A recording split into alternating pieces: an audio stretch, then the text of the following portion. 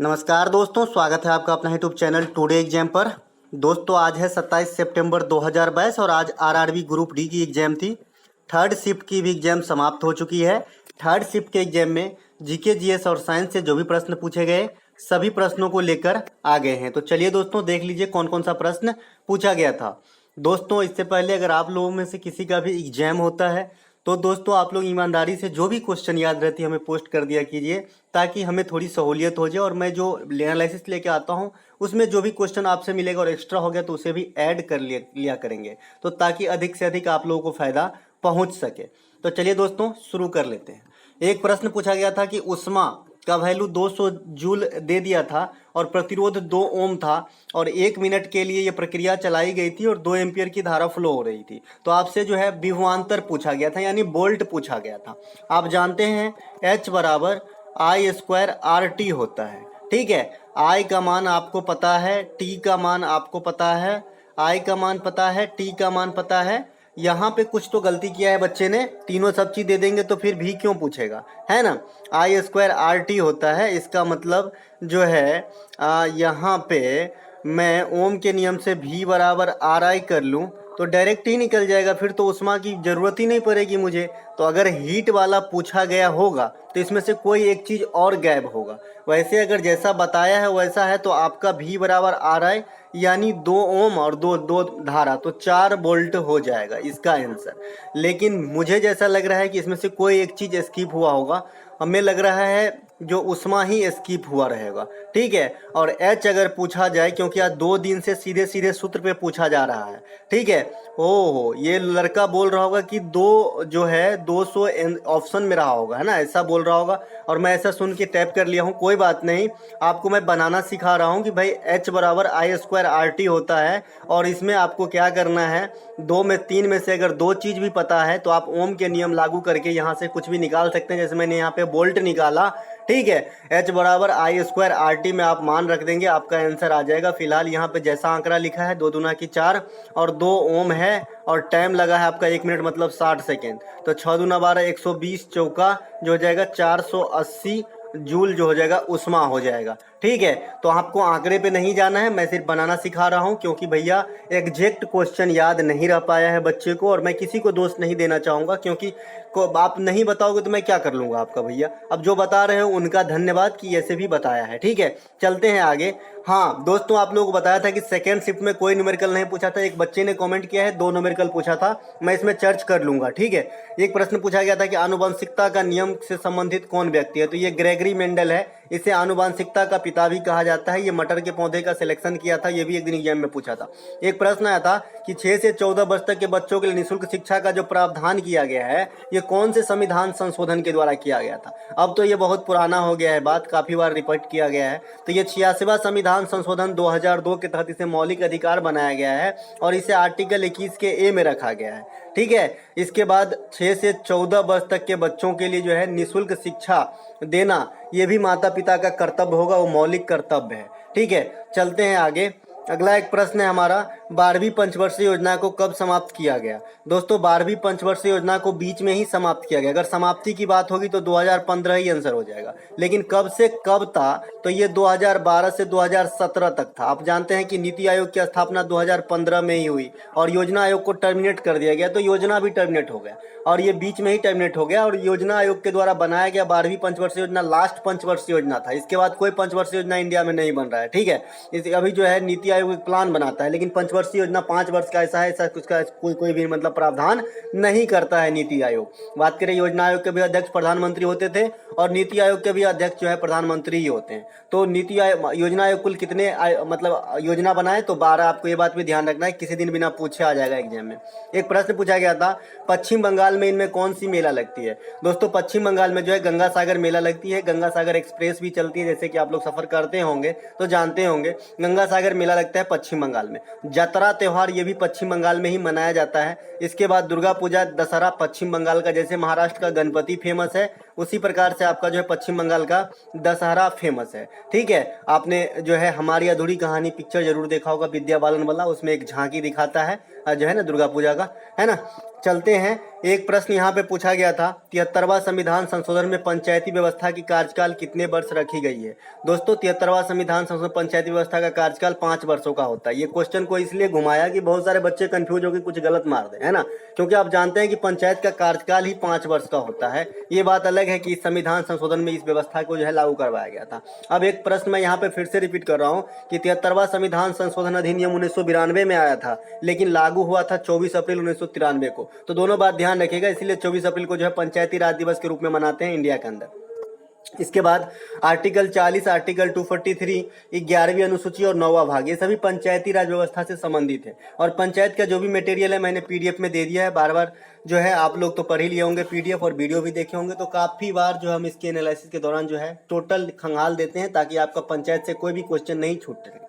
दोस्तों आप टीसीएस के पैटर्न पे बिल्कुल मत जाना कि भाई क्या आज नहीं पूछा तो कल भी नहीं पूछेगा, ऐसा बिल्कुल भी नहीं सोचना है आपको। अब देखिए पंचायती व्यवस्था को बीच में लास्ट के जो फेज चल रहे थे उसके 3 दिन कुछ भी क्वेश्चन नहीं आया, लेकिन अब अभी 2 दिन क्वेश्चन, 2 दिन एग्जाम हो, दोनों दिन पूछेंगे ना, तो आप भरोसा नहीं कर सकते इस पे। आपको जो है टीसीएस का कहना है कि मैं तुम डाल तो मैं पात, तुम्हें मैं पहचानने नहीं दूंगा कि मैं क्या करूंगा। ठीक है, तो आपको जितने भी टॉपिक अब तक देखने को मिला है अच्छे से देख के जाना है। ठीक है, 1857 की क्रांति में उत्तर प्रदेश से कौन लड़े थे। अब लो, उत्तर प्रदेश से कौन लड़े, उत्तर प्रदेश से तो अलग अलग जगह से लड़े गए थे। झांसी से रानी लक्ष्मीबाई जो कालपी के युद्ध में हौरोज के साथ लड़ाई करते हुए लास्ट मतलब स्वर्गवास हुई थी। इसके बाद बेगम हजरत महल, ये आपका जो है लखनऊ से लड़ी थी।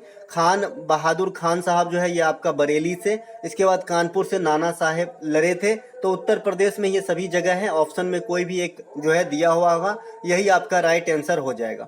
एक प्रश्न पूछा गया था कि किस तत्व की अभिक्रिया से विरंजक चूर्ण की प्राप्ति होती है। बताए हैं ना जी कि आपको जब क्लोरीन गैस प्रवाहित करते हैं शुष्क भुजे हुए चूने पे, तो आपका जो है विरंजक चूर्ण या ब्लीचिंग पाउडर या कैल्शियम हाइपोक्लोराइट इसे ही कहते हैं की प्राप्ति होती है। और इसका सूत्र जो होता है CaOCl2 होता है। इसका उपयोग भी आपको ध्यान रखना है, जो भी मतलब कीटनाशक वाली बात आती है इसमें इसका उपयोग किया जाता है। चलते हैं आगे। हाँ, और यहीं पे आप जो है जिप्सम जिसका जो है जिप्सम का प्रयोग करके प्लास्टर ऑफ पेरिस बनाते हैं। ये भी बात आप ध्यान रखिएगा कि जिप्सम के निर्जलीकरण से प्लास्टर ऑफ पेरिस का निर्माण होता है। भारत के अधिकांश भूमि पर किस प्रकार का वन पाया जाता है। रिपीट क्वेश्चन है, ये रिपीट क्वेश्चन है। ठीक है, तो ये आपका उष्णकटिबंधीय पर्णपाती वन होता है। शीशम वगैरह का पेड़ इसी वन की जो है उदाहरण है। पर्णपाती वन कहने का मतलब है जिसमें साल में कम से कम कुछ समय या अधिक समय के लिए, कुछ भी हो सकता है, पत्ते जरूर झराते होंगे अपना पेड़ जो होता है और नया पत्ता को जो है प्रकट करते हैं। भारत में मानसूनी वन इसे ही कहा जाता है, क्योंकि भारत में किस प्रकार की जलवायु है, मानसूनी जलवायु है। तो इसे भी क्षेत्रीय लैंग्वेज में यानी भारतीय स्तर पे मानसूनी जो है वन कहते हैं। ठीक है, उष्णकटिबंधीय पर्णपाती वन में औसत वर्षा काफी इंपॉर्टेंट है, ये 100 से 200 सेमी सालाना होता है। वहीं जो उष्णकटिबंधीय सदाबहार वन है इसमें आपको 175 से 200 सेमी सालाना वर्षा होती है। सबसे ठंडा वन आपका जो है टुंड्रा वन होता है। तो आपको ये बात भी ध्यान रखना, टाइगर माफ कीजिएगा। निम्नलिखित में से कौन सा क्रिकेट से संबंधित नहीं है। 4 ट्रॉफी का नाम दिया गया है, तो यहाँ पे जो क्रिकेट से संबंधित है मैंने आपको परसों या चौथे रोज के पीडीएफ में पूरा बता दिया था, जहां बताया था कि 2022 का जो रणजी ट्रॉफी है ये आपको एमपी जीता है, इतिहास रचा है। क्योंकि ये क्वेश्चन देखिएगा छपेगा जरूर। मैंने कल बताया था भैया कि ये जो शास्त्रीय भाषा है किस राज्य में बोली जाती है, काफी कंफ्यूजन क्रिएट करता है, तो पूछेगा जरूर, आज पूछा गया था। तो ऐसे ही ये भी किसी न किसी दिन छपेगा जरूर, आप ध्यान रखिएगा। मध्य प्रदेश जीता है, ठीक है, किसे हरा के, तो महाराष्ट्र के हरा के। 41 बार के विजेता है महाराष्ट्र। ठीक है, तो विजय हजारे ट्रॉफी है क्रिकेट से, सीके नायडू ट्रॉफी है। इसके बाद आपका रणजी ट्रॉफी काफी फेमस है। एशेज श्रृंखला जो इंग्लैंड और ऑस्ट्रेलिया के बीच में टेस्ट मैच की श्रृंखला होती है। इसके बाद चैंपियन ट्रॉफी है ना। तो ये सब आपका जो है क्रिकेट से संबंधित है। इसके अलावा डूरंड कप वगैरह जो है ये फुटबॉल से है। तो ये आपका जो है आंसर हो सकता है, ऑप्शन में दिया गया रहा होगा। आगा खां है, डूरंड कप है, संतोष ट्रॉफी है, ये सब जो है अदर खेल से। ठीक है, इसके बाद एक प्रश्न आया था कि एयू सूक्ष्म वित्त बैंक की स्थापना कब की गई थी। तो इसे हाल में ही किया गया है 2017 से। मैंने सेकेंड शिफ्ट में बताया था कि भाई 2016 से भी करंट पूछ रहे हैं अब, तो आपको ऐसा नहीं है कि निश्चिंत हो जाना है, जो पिछले कुछ समय में जो घटना घटी है उसको भी देख लेना है थोड़ा सा।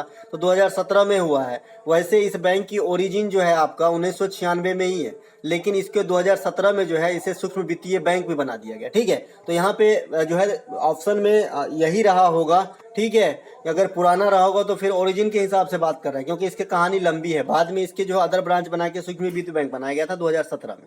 सिडबी 1990 में जो है स्थापना किया गया था, मुख्यालय लखनऊ में है। ये लघु बैंक है। आबिद हुसैन समिति के अनुशंसा पे ये लगाया गया था, एक दिन पूछा गया था।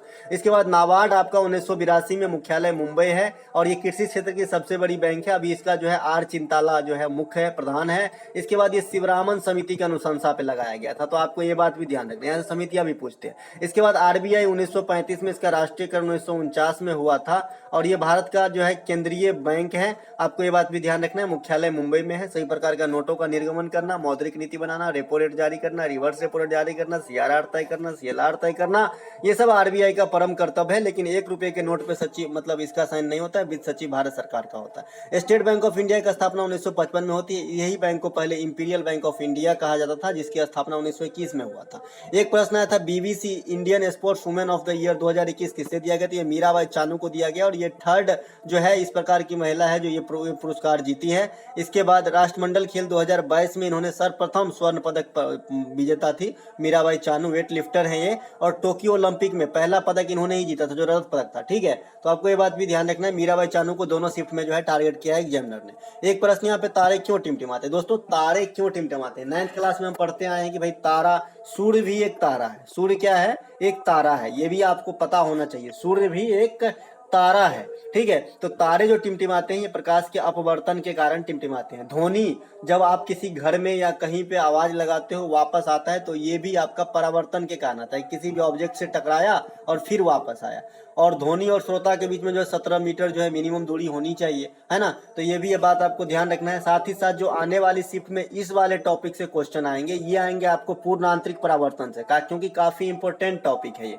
तो मिर्ग मरीच का जो होता है हेलुसिनेशन, ये आपका पूर्ण आंतरिक परावर्तन के कारण ही होता है। जैसे आप रोड पे बाइक चला रहे हैं, आपको लगेगा कि आगे पानी है, ये जो है पूर्ण आंतरिक परावर्तन के कारण ही होता है। इसे हेलुसिनेशन कहते हैं, मिर्ग मरीचिका कहते हैं। ठीक है, दृष्टि भ्रम भी कहते हैं। इसके बाद जो कांच जो चमकता है, ये भी आपका पूर्ण आंतरिक परावर्तन है। हीरा का चमकना, ये भी आपका पूर्ण आंतरिक परावर्तन है। इसके बाद जो एंडोस्कोपी होती है, जिसमें जो है आपका जो ऑप्टिकल फाइबर का यूज किया जाता है, ये भी आपका पूर्ण आंतरिक परावर्तन के सिद्धांत पे ही कार्य करता है। ठीक है, ऑप्टिकल फाइबर पूर्ण आंतरिक परावर्तन के सिद्धांत पे कार्य करता है। इसके बाद बच्चे ने 2 न्यूमेरिकल पोस्ट किए हैं। एक अवतल दर्पण वाला न्यूमेरिकल पूछा गया था। ठीक है, अवतल दर्पण वाला न्यूमेरिकल सेकंड शिफ्ट में पूछा गया था। मैंने अवतल दर्पण का सारा मसाला दे दिया है, क्योंकि मुझे पता है यहाँ से वस्तु की स्थिति भी पूछी जाती है और प्रतिबिंब को रिलेट करके, कि भाई किस प्रकार का प्रतिबिंब बनेगा, छोटा, वास्तविक, बड़ा, इस प्रकार से, है ना।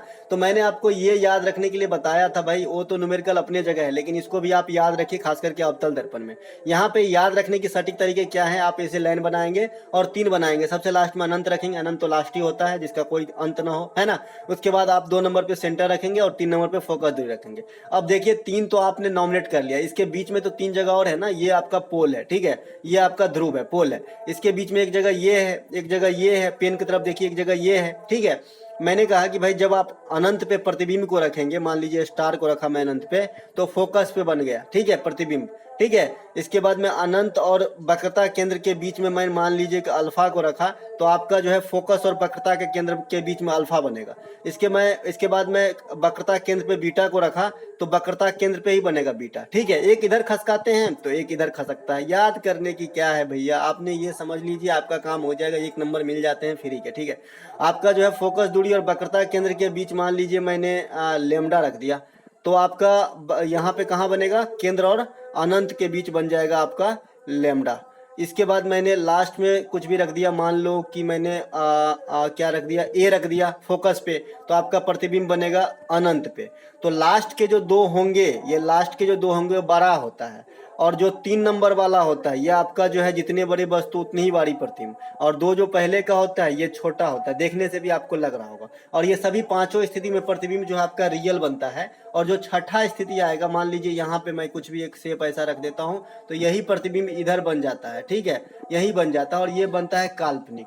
तो ये तो हो गया आपका अवतल दर्पण में प्रतिबिंब की स्थिति याद रखने की तरीके। अवतल दर्पण में काल्पनिक और वास्तविक दोनों प्रतिबिंब बनता है। इधर वाला जो भी बना है सभी वास्तविक, और ये बनेगा छठा स्थिति में, जब फोकस और पोल के बीच में रखेंगे तो बनेगा काल्पनिक, ठीक है। तो यहाँ से एक प्रश्न पूछा गया था न्यूमेरिकल में आप जानते हैं 1/f बराबर 1/v प्लस 1/, दर्पण का होता है। इसके बाद में 1/f बराबर 1/v माइनस 1/u लेंस का होता है। इसके बाद आवर्धन क्षमता में अगर दर्पण में करेगा तो माइनस v/u होता है, ठीक है, माइनस v/u।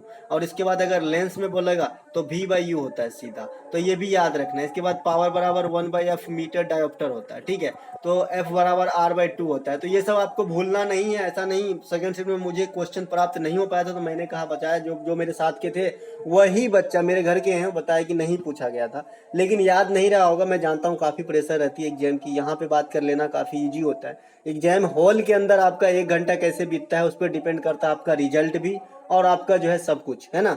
तो मैं जानता हूँ प्रेशर रहता है, काफ़ी क्वेश्चन याद नहीं रह पाते हैं, लेकिन पूछा गया था, एक बच्चे ने कमेंट किया, आप चैनल पे जाके देख सकते हैं, तो मैं आपको बता दिया। तो अवतल दर्पण, उत्तल दर्पण, अवतल लेंस, उत्तल लेंस का एक पूरी वीडियो है। जिस बच्चे को अभी तक समझ में नहीं आया जाके एक बार देखे, और पीडीएफ आपके टेलीग्राम पे डाला गया है पहले से, उसे देख लीजिए। मैंने आपको बताया कि भाई सबका साइन चेंजिंग का अलग अलग सीट में मैं लिखा हूं कि भाई उत्तल दर्पण में क्या गुण है, अवतल दर्पण में क्या गुण है, तो आप एक बार देख लीजिए। इससे पहले वाले मैथ के वीडियो में मैंने 2 मिनट टाइम लेके बता ही दिया था। तो जो बच्चे को डाउट है आई होप क्लियर हो गया होगा। मिलते हैं दोस्तों, कल सवेरे मिलेंगे एक नए वीडियो के साथ, तब तक के लिए जय हिंद।